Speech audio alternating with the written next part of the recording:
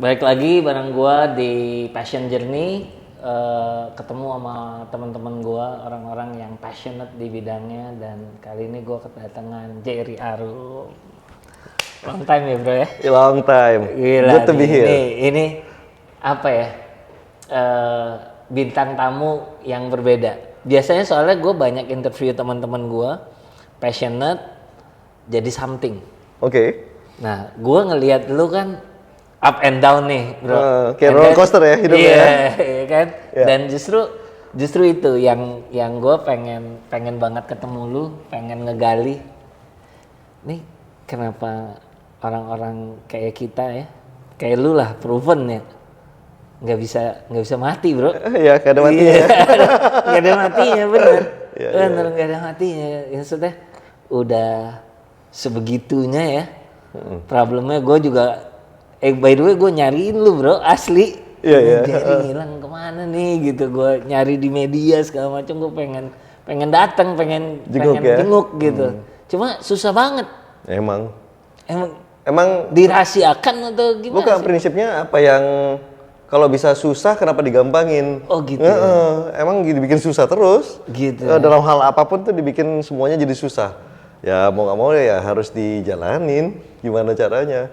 Makanya jadi bukan cuma lo, Red, banyak yang lain juga ngerasa mau ngebantu apa-apa aja ribet banget sih gitu. Gitu ya. Ya. Jadi ini apa ya? Kayak Jerry Arum kembali lagi gitu. Gue belakangan ngelihat konten-konten lu seru banget sih, Jer. Gue honestly ngelihat, wah ini something yang berguna banget ya buat setiap orang-orang, atau ya terutama fotografer ya, ngelihat apa yang lu bagiin gitu. Dan honestly gue nggak bisa bikin kayak gitu, Jer, gitu loh. Bisa ini buktinya.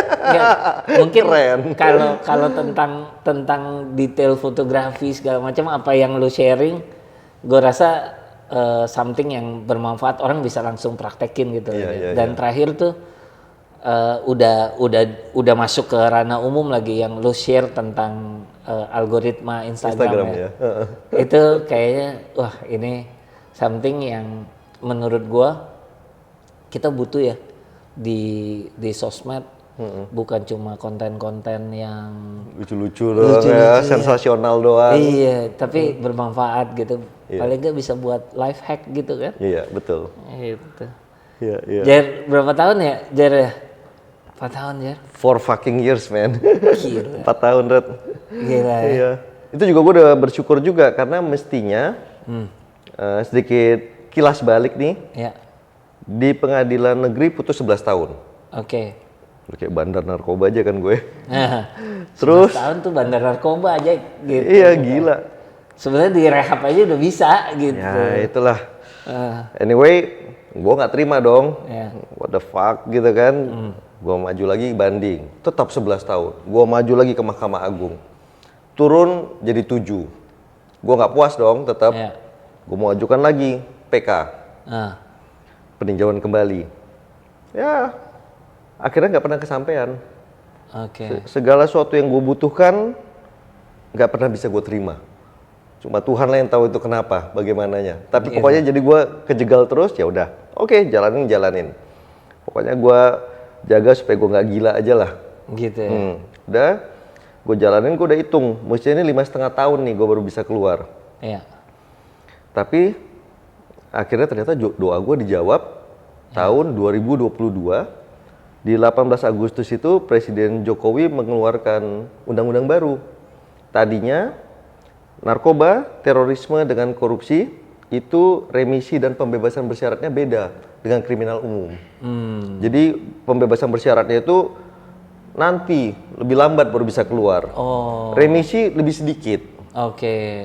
Namanya extraordinary crime ceritanya, yang mana narkobanya sebenarnya kan untuk bandar narkoba. Padahal ironisnya penghuni penjara itu 65% pemakai narkoba.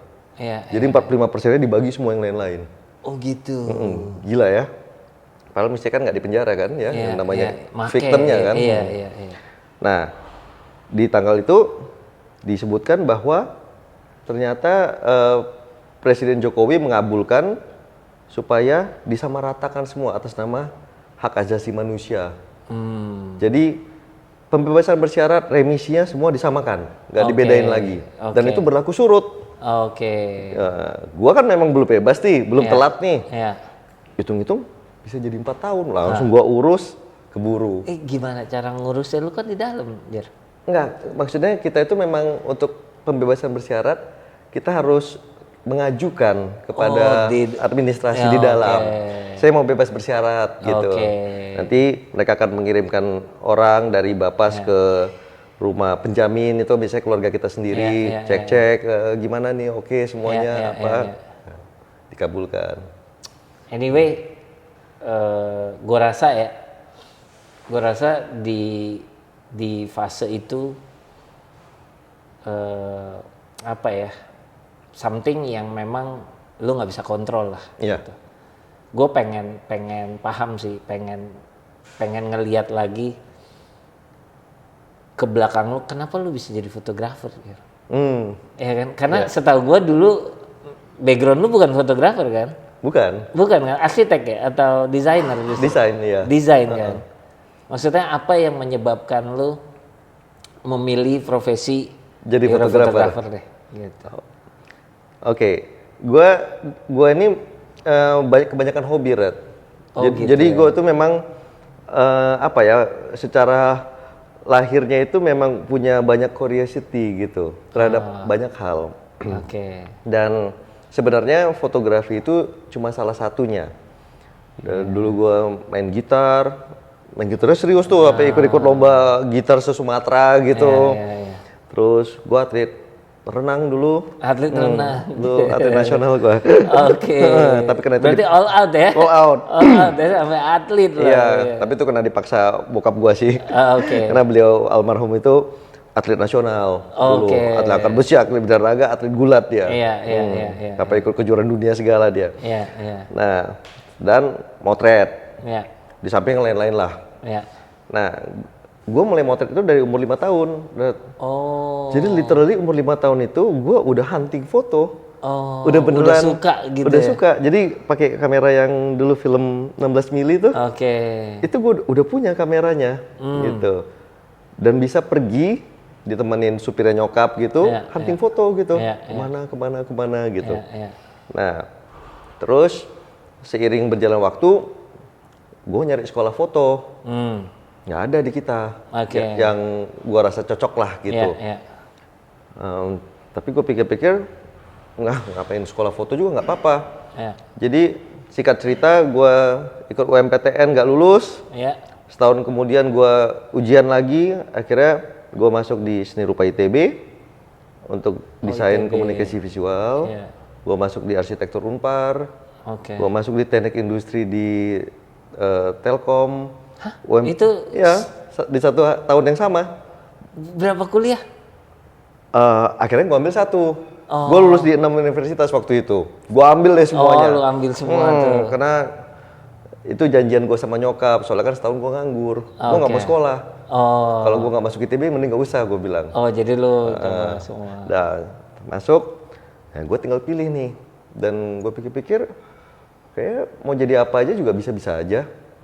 Tapi kelihatannya yang paling menarik itu desain, karena gue pikir waktu itu desain ini kan bisa menanamkan cara berpikir berkreasi, yang nanti channeling outnya mungkin gue jadi fotografer, mungkin gue jadi fashion designer atau apa, nggak tahu deh soal nanti. Gue masuk dan ternyata benar. Itu di situ kan ada yang dididik menjadi praktisi. Tapi kalau di kampus gua itu kita nggak dididik menjadi praktisi, tapi memang menjadi pemikirnya, menjadi konseptornya, jadi dari akarnya gitu. Dan itu gue syukurin banget. Jadi gue mendapatkan ilmu untuk menjadi seorang kreator. Sembari itu menunggu gue masuk kuliah, dalam setahun nganggur itu mulailah gue aktif di PAF, Perhimpunan Amatir Foto di Bandung. Itu ngaruh banget ya? Sangat ngaruh. Iya kan? Karena gue kan tadinya kan tumbuh besar di Medan. Kampung lah, anak kampung gitu kan. Waktu masuk Bandung, ternyata ada ya sistem berkomunitas yang rame-rame, ngobrolin yang kita suka, wah kok enak banget ya. Terus ada lomba foto bulanannya, itu sangat gue syukurin tuh. Dan gue ikut, kok menang gitu. Maksudnya nggak terlalu effort gitu. Gue pikir-pikir, wah ini kalau udah suka, dipadu dengan punya bakat, kayaknya ini udah modal untuk bisa berhasil deh. Suka ya kan? Punya bakat, suka melahirkan kerja keras, bakat, talenta melahirkan kemudahan dalam melakukan ini. Kalau itu disinergikan, daya dorongnya lebih besar. Oke, gue coba ikut-ikut lomba foto, menang. Wah, gue mikir ini gue jadi bisa punya duit, karena orang tua gue militer banget. Orang tua gue ada banget duitnya, tapi karena mungkin pendidikan Belanda ya. Lu mau apa-apa ya silakan beli sendiri gitu, simple mereka, nggak mau pusing. Ya, gue jadi nggak mau punya kamera gimana, mau punya lampu gimana gitu. Nah itulah, gue jadi bounty hunter. Jadi bounty hunter selama bertahun-tahun, ikut lomba hanya untuk kejar hadiah duitnya. Kalau ada hadiahnya barang atau apa, selalu gue jual lagi. Jadi disitulah gue pelan-pelan mulai kumpulin semua barang-barang gue, alat-alat fotografinya. Udah, di situ udah muncul perasaan bahwa kayaknya boleh deh jadi fotografer profesional nanti. Apalagi kan zaman itu kan yang bisa motret berapa orang paling kan? Dikit ya. Makanya gue mungkin kalau lu nggak jadi fotografer, gue juga nggak apa. karena maksudnya memang gue milih jadi fotografer aja kayak ini bener gak ya bisa jadi duit atau bisa kerja nggak ya gitu kan. Kayaknya sampai mikir gue jatuh-jatuhnya jadi fotografer keliling nih gitu kan. Iya, apalagi ya waktu itu di Medan, orang Medan tuh nggak ada yang namanya fotografer, yang ada tukang foto. Yang bikin foto pas foto 3x4 itu. Afdruk gitu kan. Iya. Sampai hari ini aja, kebetulan kan abang gua kan kardiologis kan, dokter jantung. Sorry. Ya, kalau nyokap gua pulang ke Medan, ketemu teman-temannya, pasti masih ngomongnya, anak lu yang dokter jantung gimana? Oh bagus. Yang adiknya itu apa masih tukang foto dia gitu? Masih, kasihan ya. Gitu ya. Iya masih gitu di pandangan mereka. Ya makanya gue memang dari dulu udah mikir ini kalau gue mau berkembang di dunia seni jangan tumbuh besar di Medan, gak bakal jadi apa-apa karena ya pindah lah gue akhirnya dari daerah ke Jakarta aja tuh ke Bandung dulu kan. Di Bandung kan komunitasnya hidup banget, gue coba asik. Nah selama abis itu gue kuliah desain, gue pikir ternyata sebenarnya algoritma berpikirnya mirip-mirip, cuma channeling outnya aja yang beda. Dan buat gue lebih berasa enak di foto. Kenapa, Red? Karena otak gue ini, gue udah ikut tes psikologinya, ternyata gue termasuk yang 1% dari penduduk dunia yang memiliki otak 50% kiri dan 50% kanan persis sama. Oh gitu ya? Jadi rasional dan kreativitasnya persis sama, 50-50. Sedangkan kita kan di fotografi, kreativitas penting, matematikanya juga nggak kalah pentingnya. Yes. Ya kan? Benar. Kan matematis banget nih, ngitung lampu dan lain-lain gitu kan. Alat-alatnya juga semuanya kan matematis gitu ya. Wah ini kepake. Kalau mau adu gambar, gue mungkin juara 1, juara 2 dari belakang. Gambar gue paling jelek dibanding teman-teman gue. Mereka sambil tenang-tenang aja, duduk gitu, ngobrol-ngobrol di kantin. Tahu-tahu udah jadi muka gue tuh di napkin. Anak-anak kayak gitu. Gue gambar orang masih bentuk sendok mentega semua tangannya gitu. Ya, jadi gue pikir oke, ini bisa fotografi gitu. Selama gue kuliah, gue udah nyari duitnya dari lomba dan mulai masuk nih project-projectnya. Berarti dari nol ya, nggak langsung nggak langsung cuma 2 fotografer di Indonesia, Darwis Triadi sama Jerry Arum. Nggak langsung ke situ. Ya betul-betul dari minus malahan. Udah singkat cerita akhirnya gue lulus. Gue sempat kerja tuh sebenarnya selama 3 bulan dan 3 minggu. 3 minggu gue masuk Leboye jadi graphic designer. Iya. Karena gue kebetulan bagus tuh Leboye. Iya, Leboye kan nomor 1 waktu itu. Dan gue puji Tuhan waktu itu lulus cum laude kan. Nah, gue masuk ke Leboye sebagai lulusan terbaik gitu. Gue ternyata cuma kerja 3 minggu. Ya, yang punya tuh Pak Hermawan yang sampai sekarang jadi teman gue. Bete banget dia, 3 minggu nih anak keluar. Brengsek katanya nih anak-anak ITB nih, belagu banget. Kenapa? Karena gue ngerasa alasannya kantornya sepi, gue bilang. Gue pindah ke After Hours, punyanya Pak Bram. Sampai sekarang masih teman juga. Nah, ternyata gue juga cuma tahan 3 bulan di sana. Kenapa? Karena gue udah kebelet pengen jadi entrepreneur. Gitu. Nah, jadi entrepreneur, gue sih nggak pusing mikirinnya. Yang gue bisa adalah desain grafis dan fotografi. Ya udah, gue namakan aja Jerry Aurum Desain dan Fotografi. Yang sampai 25 tahun kemudian hari ini ya masih itu namanya. Logonya juga nggak ganti. Karena ini ya, pada waktu itu lu punya diferensiasi juga ya. Desain dan fotografi, dan nggak banyak fotografer yang punya itu. Iya, betul. Iya kan, jadi lu jasa lu ada 2 dan klien bisa direct gitu. Betul. Dan memang ya gue ngelihat banget lah, ya salah satunya pameran lu dulu bikin buku itu kan ya, yang covernya cewek gini, itu cover ya? Iya, vinylografi ya. Iya, itu terus gue sering sewa studio di tempat lu tuh, gitu kan. Sama gue juga nyewa di sini juga.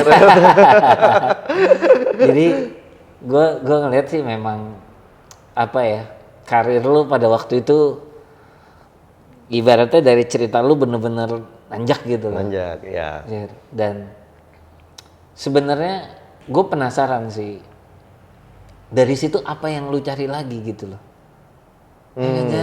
Maksudnya lu udah dapet pada waktu itu istilahnya karir lu lagi bagus-bagusnya gitu. Apa sih yang lu cari gitu? Gini, Red, kalau gue pribadi ya, terus terang gue nggak pernah punya tujuan yang terlalu mendalam atau terlalu terkonsep, enggak. Karena tujuan hidup gue itu adalah living life to the fullest. Jadi udah pokoknya lu ngejar apa yang bisa explore di diri lu, all out gitu. Iya. Karena gue ingin hidup sehidup-hidupnya, sehingga pada saat gue dipanggil Tuhan, gue nggak punya penyesalan apapun.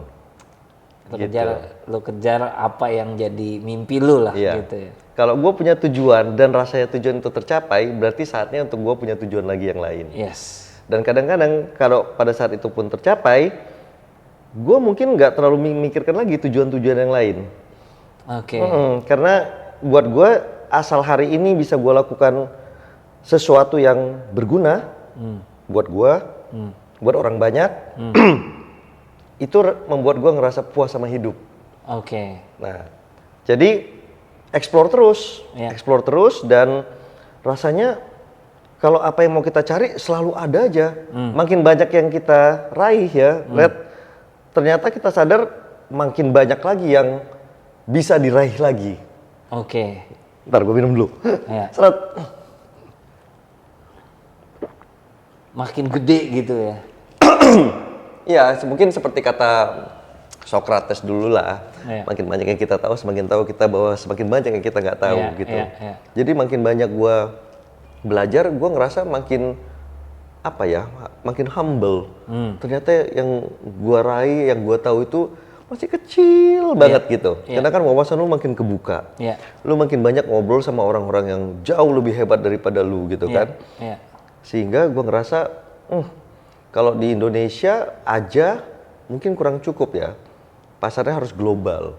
Jadi yang dituju itu si ini yang adanya di panggung dunia gitu. Dan gue beruntung untuk dapat kesempatan bisa ngobrol sama mereka, ngebuka wawasan lagi.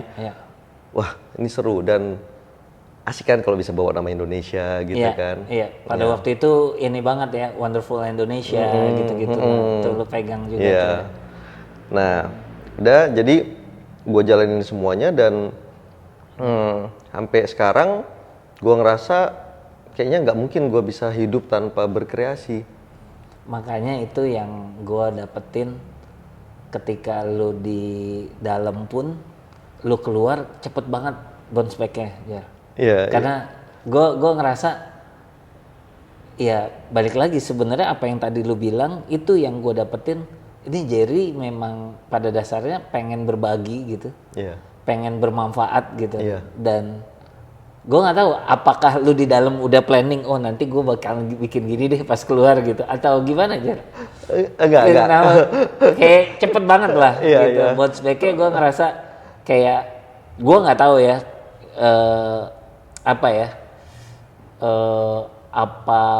apa yang terjadi di dalam gitu. Tapi buat gue ngelihat apa yang lu lakukan sekarang itu tuh kayak jangan-jangan apa yang lu bagiin tuh lebih bermanfaat dari yang sebelumnya ya. Jangkauannya ya, udah lebih clear gitu kan. Mungkin kalau dulu kan lu serving klien kan. Kalau ini tuh ya banyak manfaatnya lah yang gue dapetin juga kalau gue lihat scrolling gitu, wah ini seru banget nih gitu. Kadang-kadang gue kirim ke mana-mana tuh. Wah, thank you. Thank you, Red. Gini Red, waktu zamannya dulu, sebenarnya gue itu sangat aktif mengajar, tapi emang nggak terlalu banyak tersiar. Jadi workshop dan kelas yang gue bawain, ya udah ratusan event lah. Nah, kampus-kampus itu sering banget Red, gitu. Cuma kan zaman dulu kan sosial media, ya gue main sosial media kan buat lucu-lucuan aja gitu kan. Gue nggak kepikiran untuk membawa pendidikan pengajaran ini, berbagi ini ke online. Karena terlalu malas aja, syuting-syutingnya juga ribet lah gitu kan.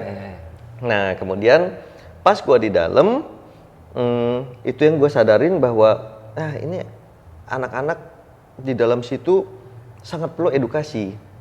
Edukasi bukan yang aneh-aneh, hanya untuk membuat kualitas hidup dia lebih bagus saja. Dan itu kadang-kadang gue hanya mikir, hanya hal kecil dalam hidupnya dia bisa ditweak dikit aja, implikasinya bakalan bagus banget buat dia ke depannya. Dan gue ngerasa kalau gue bisa tahu itu, bisa menganalisa itu dan nggak menyampaikan ke dia, ini ada yang salah. Tetep di dalam pun pengen sharing gitu. Dan lu kayak ngerasa kayaknya lu harus bermanfaat nih. Betul, gitu harus. Karena kalau nggak gue ngerasa nggak ada gunanya gue hidup. Cuma napas doang gitu, ngabisin oksigen gitu, ngabisin nasi penjara, ngapain kan? Karena berkarya itu nggak kenal tempat. Dan buat gue, ya di sini gue bisa berkarya, di situ gue berkarya. Jadi terbukti hanya misalnya dari obrolan santai gitu kan dan segala macam, gue sedikit memberikan input lah katakan kepada mereka dan ternyata jangankan menunggu mereka keluar, di dalam pun kualitas hidup bisa berubah. Contohnya attitude yang begini-begini. Gue bilang, lu kenapa bikin gitu? Iya, kalau enggak kan gue susah makan. Oke. Tapi sebenarnya sederhana. Kalau andai kata lu ajak dia nego nih, bilang hal gini, nanti hasilnya lu nggak perlu ngebohong sama orang. Itu kalian jadi mitra dagang loh. Dan lu untung, dia untung, dan besoknya bisa berkembang 3 orang gabung, 4 orang gabung, akhirnya ini lebih jalan, duitnya lebih banyak, betul nggak? Oh iya betul. Nah, mindsetnya gitu. Nah, begitu gue keluar, gue lihat, oke, sosial media makin berkembang, dan semua orang udah terbiasa dengan online sekarang. Oh, gue harus belajar habis-habisan juga tuh, ini yang gitu ya. Zoom apa segala macam. Kalian udah ngalamin tuh bertahun-tahun, gue Zoomnya yang mana nih, makanya gimana gitu kan. Udah, gue pikir oke, kalau online udah sebegitu bagus ya, gue pindahin aja deh. Berkaryanya online dulu. Gitu. Dan bagaimana sebisa mungkin berbagi, karena dari dulu yang gue alamin setiap kali ngajar, atau ya nggak ngajar lah, sharing lah ya, itu rasanya yang paling banyak dapat ilmu gue pribadi. Keren. Ya. Karena pada saat kita berbagi itu ya, amazingly ya, orang-orang ini dengan pertanyaannya, dengan tanggapannya, ataupun hanya dengan mendengarkannya itu bisa memberikan kita tuh banyak banget inspirasi, gitu muncul semuanya gitu kan.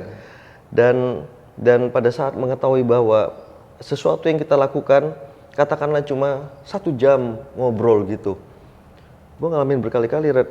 10 tahun kemudian, 5 tahun kemudian, tahu-tahu ada orang yang datang dan bilang, thank you. 10 tahun yang lalu, mungkin Mas Jerry nggak ingat ya, kita pernah ketemu di sini, waktu itu dibilang gini. Sekarang lihat saya, Mas. Gitu. Wow. Dulu satu orang yang pernah kerja di tempat gue, ngaco. Bikin banyak pelanggaran, mobil dibawa senang-senang, kantor dibikin buat hura-hura dan segala macam. Akhirnya dengan sangat terpaksa gue let go, dengan gue sampaikan sedikit wanti-wanti kenapa dia sebaiknya mengubah itu. Gue gak ngajarin nih, tapi gue cuma ngeliatin skenarionya gini loh. Kalau misalnya lu ubah ini menjadi begini, kemungkinan gini nanti jalurnya. Kalau ini begini dan begini. 10 tahun kemudian datang dia ke tempat gua. Udah pakai baju koko. Gua bilang, lu pasti kenal sih orangnya. Sekarang udah jadi produser di studio foto studio film yang ada LED panel gede. Iya. Kerja di tempat gua dulu. Dan dia datang, dia bilang, saya udah kaul. Pada saat saya jadi orang, saya akan datang ke Mas Jerry. Saya mau nyampein terima kasih karena kata-kata yang dulu itu nggak pernah saya lupakan dan itu jadi pedoman hidup saya. Dan saya membuktikan kalau saya mengimanin itu, saya bisa jadi kayak saya sekarang dan ternyata saya bisa. Wah, Red, pada saat gue dapet orangnya datang ke gue kayak gitu, gue nggak tahu ya, yang lebih bahagia dia apa gue? Kayak gue sih. Yang lebih banyak belajar itu gue jadinya. Bahwa gila ya, dengan ngobrol itu kan cuma ngobrol 15 menit ya. Ternyata bisa begitu impactnya, itu gue merasa sangat puas jadi manusia gitu.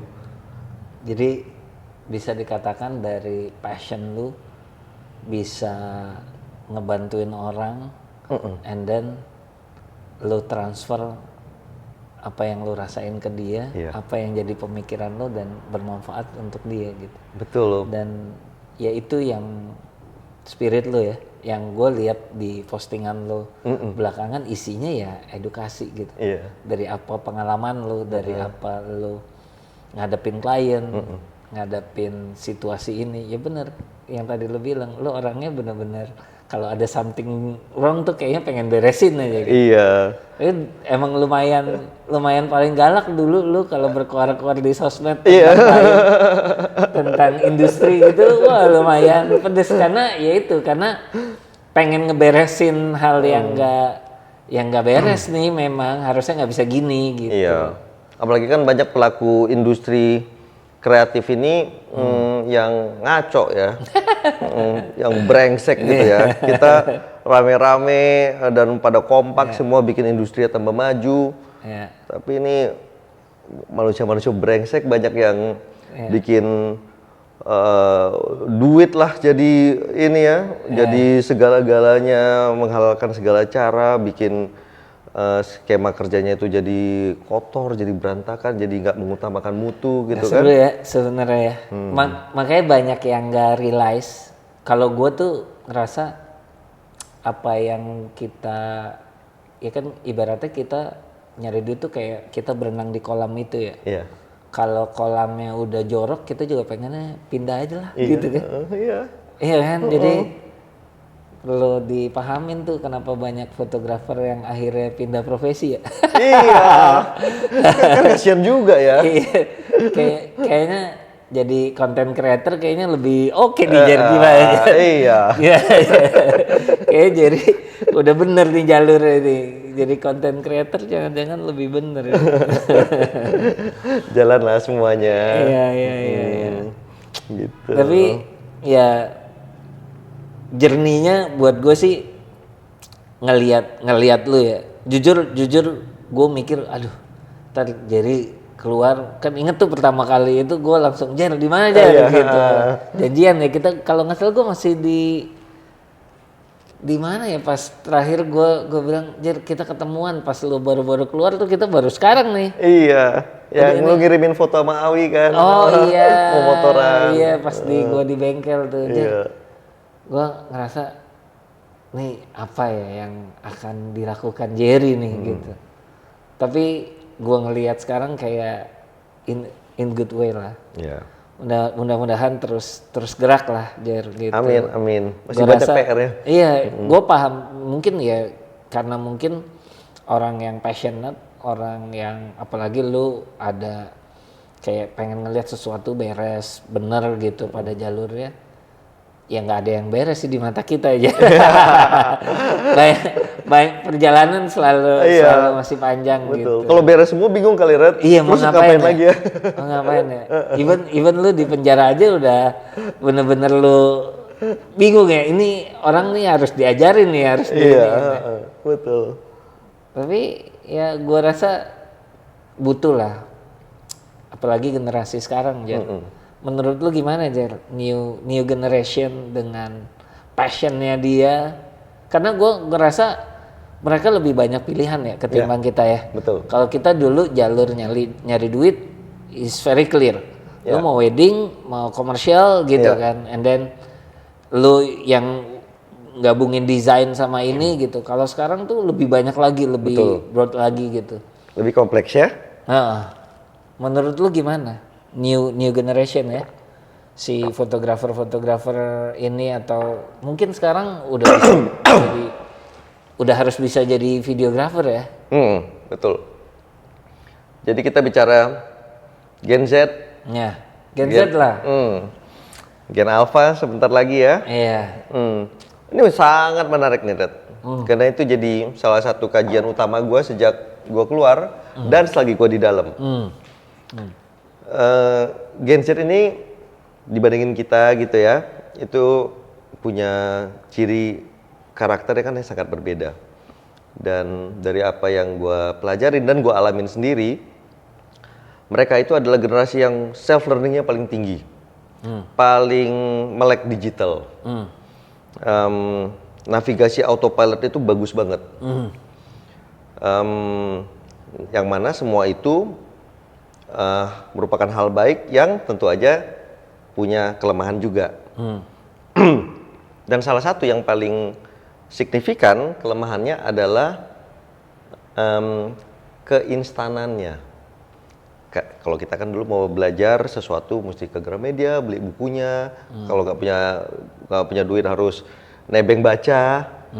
Kalau mesti ke perpustakaan butuh supir angkot untuk nyampe ke sana, butuh pustakawan untuk bukain pintu. Jadi untuk meraih sesuatu itu kita harus melewati banyak etape yang butuh bantuan orang lain. Gak bisa instan. Kalau mereka kan sekarang mau tahu sesuatu 5 detik kemudian udah dapat jawabannya. So keinstanan ini jadi sebuah standarisasi buat mereka. Kalau gak instan gak seneng. Artinya apa? Navigasinya jago, cari ilmunya cepat. Tapi begitu harus bersusah payah, harus banting tulang, harus berproses, mentalnya jadi tempe. Keseneng ya. Tahan bantingnya itu nggak adaan. Kenapa? Karena nggak terlatih. Dan itu wajar sekali. Ya. Kalau kita biasa mendapatkan sesuatu dengan gampang. Dikasih yang susah, ya repot. Kayak kita misalnya jalan kaki. Ya. Kalau kita memang kayak orang kampung yang biasa ngambil air minum itu 2 km baru bisa dapat air, ya disuruh maraton juga gampang. Kita jalan dari parkiran ke mallnya aja kadang-kadang udah karena nggak terbiasa. Nah, jadinya itu jadi problemnya Gen Z sekarang, di mana pada saat mereka menemui tantangan yang real di dunia kerja, langsung kelepak. Ini paparan yang menurut gue bagus banget sih. Gue honestly gue pembela Gen Z sih, karena gue sangat appreciate apa yang mereka lakukan karena mereka belajarnya cepet. Dan kita akuin taste-nya mereka bagus banget. Bagus gitu. Jadi cuma kurang itu aja karena memang is very common ya. Jadi mungkin kita juga nggak bisa nyalahin karena situasinya yang membuat mereka kayak gitu. Iya, sangat manusiawi kan? Iya, sangat manusiawi karena ya kayak kayak kita menjunjung tinggi profesi kita sebagai fotografer karena untuk di posisi kita tuh susah. Iya betul. Kan, and then gue harus ngejagain gitu. Makanya ada problem ya nggak boleh give up, nggak boleh ini. Tapi buat mereka gampang untuk bikin ya Heret foto kayak gini gitu. Gampang karena honestly gue ngelihat pasti keren-keren gitu. Betul. Pasti keren, tinggal jiwa bertahannya lah. Iya, dan itu gue rasa yang mesti gue sampaikan. Oke. Karena kan gue ngelihat otak pinter-pinter, ya kan, self learningnya jago banget. Ini hanya perlu ditweak dikit aja. Iya. Ini kualitas hidupnya bisa jauh lebih berkembang. Keren. Jadi kalau gue bisa ngelihat gitu, kenapa gue ngerasa masa gue sampaikan kalau Tuhan ngasih itu bisa muncul di pikiran gue, itu pasti untuk reason tertentu juga gitu. Masa mentok di sini doang, walaupun belum tentu gue benar, tapi at least kalau gue sampaikan bisa jadi itu benar nanti. Tapi cuma itu doang sih, Jer. Memang menurut gue cuma masalah itu doang, tinggal bisa nggak gitu sama mungkin kalau di industri ya. Karena pemegang keputusannya masih generasi kita nih, Jer, ternyata gitu. Jadi mereka juga nggak bisa understanding Gen Z banget gitu. Artinya memang iya kenapa sekarang gue 25 tahun ya masih motret komersial gitu, yang ibaratnya kalau ada yang gantiin gue dan klien bisa believe, gue nggak apa-apa deh menyerahkan gitu loh. Menyerahkan estafet ini. Iya kan, karena tempat ini juga gue berangkatnya juga dari belajar kan. Nah cuma memang di level yang fotografi yang gue pakai ini belum ada Gen Z yang bisa membuktikan itu gitu. Padahal dikit lagi gitu. Tinggal dikit. Skill kan jago-jago kan. Tinggal urusannya itu tahan bantingnya dengan bersakit-sakitnya ini. Gitu ya. Yang mana itu sebenarnya bisa. Dan ini ya. Sialnya mereka dengan skill yang segitu doang, taste yang sangat tinggi, mereka bisa jualan, Jer. Bisa dapet duit, ngapain gue belajar lebih lagi? Iya kan, gue ngecek nih ada dulu asisten gue segala macem. Gila nih orang mah udah bisa dapet duit sebulan 50 juta dengan modal kamera sama flash di tangan. Betul. Zaman kita dulu ya kagak bisa dapat duit segitu gitu kan. Makanya apa alatnya lagi, toolsnya apa lagi, digali lagi kan. Gue tuh sampai ada satu fotografer yang menurut gue bagus gitu. Dia pengen belajar komersial deh gitu. Gue bilang gini deh, 3 bulan lu tinggalin tuh semua project lu bantuin gue. Lu abis itu gue bisa jualin lu di komersial. Tapi buat dia ngapain gue capek-capek. Segini aja gue udah bisa dapet gitu. Nah cuma menurut gue pertarungan di level itu tuh bakalan banyak banget. Iya. Akhirnya belum tentu lu survive. Betul. Iya kan. Kalau lu nggak naikin skill, nggak naikin cara lu komunikasi sama klien, banyak hal lagi lah. Bukan cuma tentang fotografi pada ujungnya kan.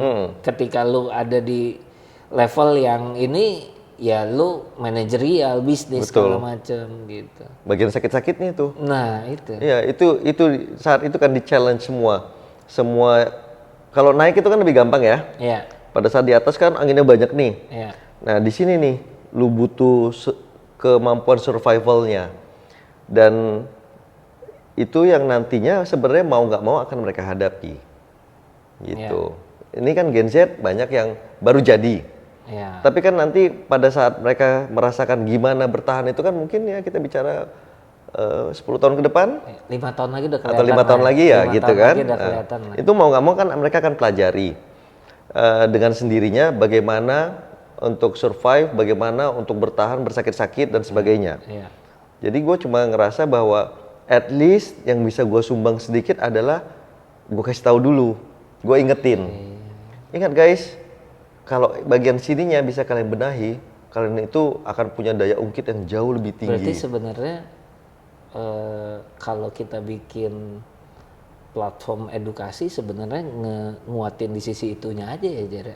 Ya dan mungkin konten-konten gue kan lebih banyak menyentuh yang hal-hal seperti itunya, soft skillnya yang mereka nggak bisa dapat di banyak tempat. Benar. Dan bagi banyak yang punya itu suka di-keep sendiri. Karena dianggap itu adalah rahasia dapur yang membuat mereka survive. Menurut gua, jangan dong. Iya. Lu harus bagikan dong. Soalnya Supaya kalau semua... nggak dibagiin ntar si Gen Z ini yang megang anak-anak kita kan. Iya. Dan kita kan punya tugas ya, Red ya. Kita kan punya kewajiban untuk menaikkan standar industri kita bersama-sama kan.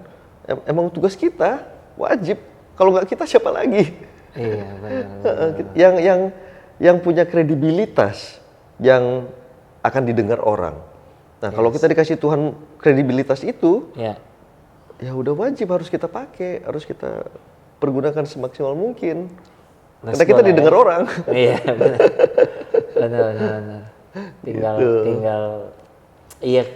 Tinggal itu doang ya, sayang banget sebenarnya ya. Dan masih bisa. Iya ya. Pada kalau dibikin melek matanya, seringkali mau denger kok. Kita kumpulin anak-anaknya ya, kita lihat gitu ya. Si orang-orang ini yang soalnya memang waktunya mereka masih paling nggak 5 tahun lagi lah untuk belajar ya. Sekarang kan rata-rata umurnya berapa ya? 30, 25. Ya 20-an lah. 20-an 7 gitu. Yang udah 30 mah udah kelihatan nih gitu ya. Udah mulai aduh. Kayaknya follower banyak doang nih. Iya gitu kan. Nggak bisa menghasilkan. Tapi kok gini-gini aja gitu kan. Fans gue banyak banget nih gitu, tapi kok gini-gini aja. Nah itu udah mulai kelihatan tuh kalau yang udah umur 30. Betul. Gitu tuh ya. Suka datang gitu kan, ngajakin ngobrol, ya persis itu keluhan-keluhannya. Bingung ya. Kemana lagi gue gitu ya. Iya. Ya hopefully bisa bikin something lah, Jar. Ya hopefully.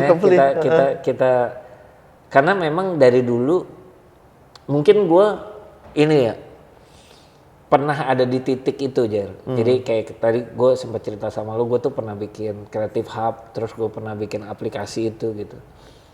Sebenarnya ya cara gue mikirnya nih perlu ada platform lah, perlu ada gimana cara sharingnya gitu kan. And then secara industri jadi lebih bener lah gitu. Cuma honestly karena beberapa tahun belakangan gue bikin Elders dan ngelihat wah ada mimpi yang gede gitu. Kayaknya gue diingatkan kembali nih dari cerita Jerry tadi, di mana ya ujung-ujungnya apa sih yang kita lakuin gitu. Jadi ya ini podcast ini ada juga sebenarnya untuk new generation gitu. Gue ngegali orang-orang yang passionate itu dari sisi story-nya mereka gitu. Dan gue ngelihat banyak new generation mereka lupa kalau passion itu tuh harus bermanfaat buat orang gitu kan. And then ya mungkin gue juga nggak akan survive selama ini kalau gue nggak ada tim dulunya gitu kan. Nggak ada teman-teman kita nggak ada semua. teman-teman yang sama gitu kan. Betul. Nggak akan bisa survive gitu. Tapi kalau asik cuma di sosmed, kelihatannya wah di sosmed, mengerikan ya. Iya. Mengerikan maksudnya. Superficial banget ya. Kayak takutnya lupa ya siapa jati diri kita, keinginan kita gitu. Ya hopefully dari obrolan kita bisa kepake lah. Gitu. Ya mudah-mudahan banget lah. Mudah-mudahan banget. Ngebuka.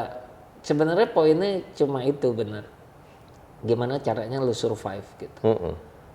Dan itu kayak benar-benar harus ini beneran loh gitu loh. Iya. Gitu. Kalau kita udah ngomong, gue merasa bahwa kewajiban kita sedikit banyak terpenuhi. Jadi gue rasa yang penting gue sampaikan. Mau dengar terserah, nggak mau juga it's okay. Tapi kalau lu dengerin sekarang, lu udah curi start nih dibanding teman-teman lo. Nanti 5 tahun lagi, lu akan rasain betapa nikmatnya. Karena orang baru mau mulai, lu udah di sini. Karena lu udah mengubah itu 5 tahun yang lalu, udah mulai menerapkan sesuatu yang penting 5 tahun sebelumnya, dibanding yang lain baru mulai melek karena baru mulai susah, gitu. Nah, itu kan penting buat mereka yang ngerasain gitu. Ya, that's good point. Yuk ada pertanyaan yuk. Tadi ada Bang Jerry kapan main Vespaan? Kapan mau Vespaan ya? Kalau Vespa mah tenang Jer, di garasi banyak. Ya udah. Gue barusan mau meramu kata-katanya udah datang ininya.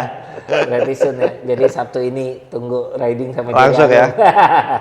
Sampai Belgia langsung ya. Mas gue mau nanya, Ya. waktu lu keluar dari penjara, apa yang bikin lu nggak berhenti buat gerak terus?